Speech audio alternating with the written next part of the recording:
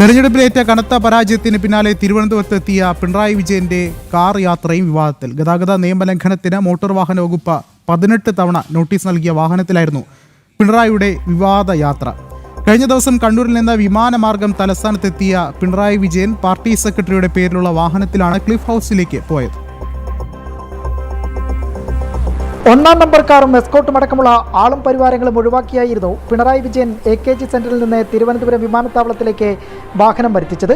എന്നാൽ സഞ്ചരിച്ച വാഹനമാകട്ടെ ഗതാഗത നിയമലംഘനത്തിന് പിഴ ഈടാക്കിയതും. KL01 CR 4290 എന്ന ഇന്നോവ കാറിന് 2024 ശേഷം 18 തവണയാണ് മോട്ടോർ വാഹന വകുപ്പ് പിഴ ചുമത്തിയത്.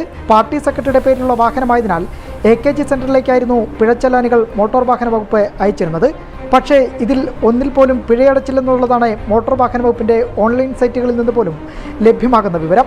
അമിതവേഗം, സിഗ്നൽ കട്ടിംഗ് എന്നിവയ്ക്ക് പുറമെ സീറ്റ് ബെൽറ്റ് ധരിക്കാത്തതിനുമാണ് ചെല്ലാനുകൾ ഏറെയും. മുഖ്യമന്ത്രി യാത്ര ചെയ്ത വാഹനം ആരുടേതെന്ന് തിരഞ്ഞ ചിലരാണ് ഈ ഗതാഗത നിയമലംഘനം കണ്ടെത്തിയതും. ജനം, തിരുവനന്തപുരം.